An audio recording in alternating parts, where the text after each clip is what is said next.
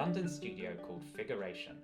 I'm an artist and animator, and today I'm going to show you how I do charcoal animation.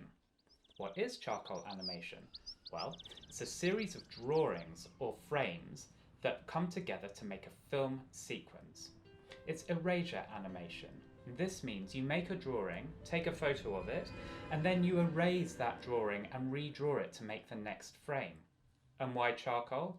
Well, charcoal is essentially burnt wood. It's dust on paper. You can smudge it, you can push it around, you can rub it out and redraw, so it's perfect for this kind of animation.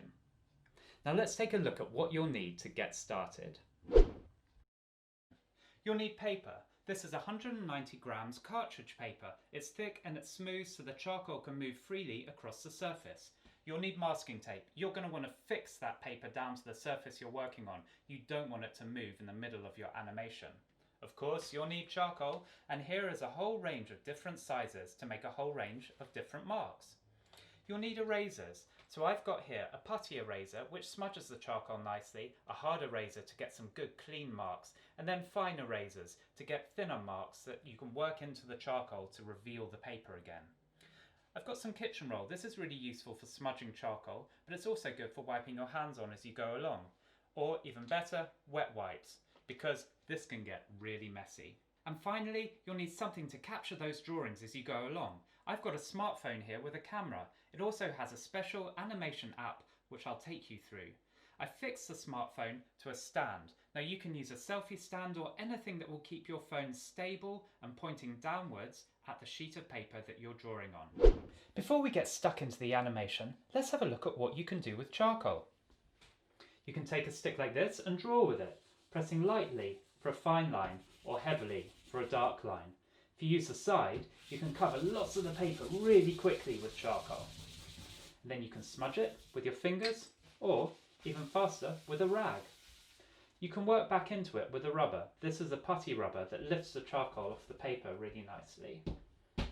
Or you can use a hard rubber to get to the paper more quickly. And if you want to draw into the charcoal, you can use a fine eraser like this. And you can make lines just as if you're drawing with a pencil.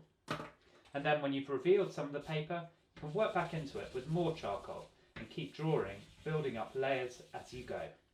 Now, let's see how many of those techniques we can use when we make our animation.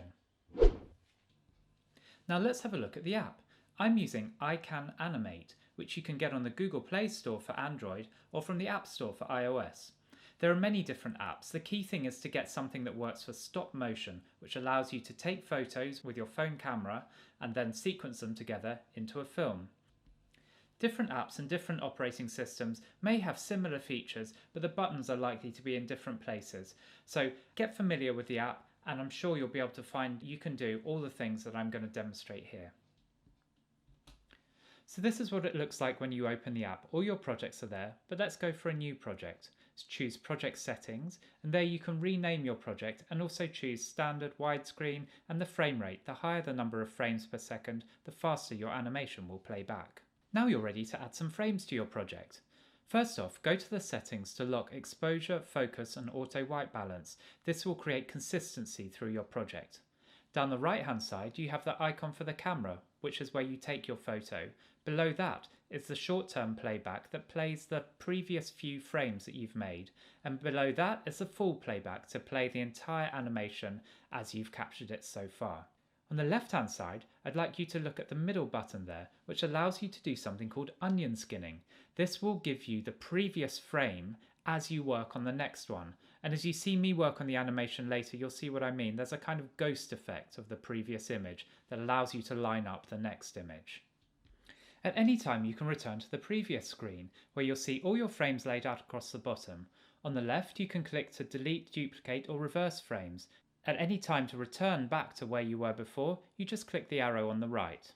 And when you're ready, go to the top right hand corner and you can export your project as a video file. You can choose the required video size and off it goes and you're done. Okay, I've got my setup with my phone on the stand, the paper taped to the board. I've got some kitchen towel, my charcoal, erasers, and we're ready to go. I'm going to open up the app. I Can Animate.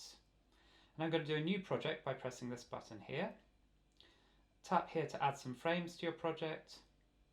And the very first thing I'm going to do is check the settings. So I want to lock exposure, lock focus, lock auto white balance, because that will keep the same focus on throughout. But first of all, I'm just going to give something for it to focus on. There we go, we just saw it focus there. And we're ready to take the first photo, which I'm going to take of this white blank sheet of paper, and I'm just checking it's all aligned properly. And one frame has appeared there. Now for this animation I'm going to do some clouds that grow from a center point to create this beautiful cloudy sky, and then a city skyline in the foreground. So I'm going to start by imagining the clouds are going to come out from this point here. It's just going to be smudgy little clouds, 2 frames. I'm just going to keep going.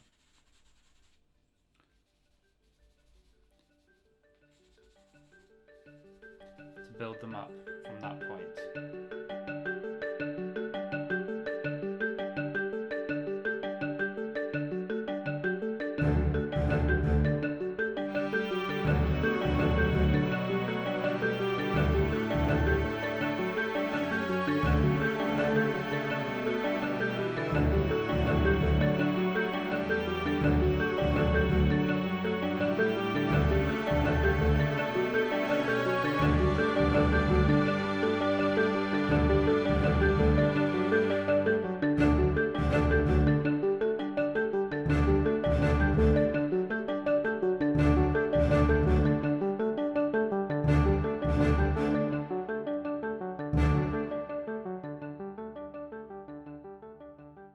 There you go, a very own charcoal animation. Now it's over to you. We've looked at how to draw in charcoal, how to use the app, so you should have everything you need to get started.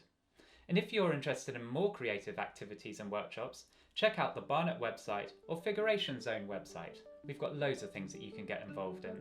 Be creative and be happy.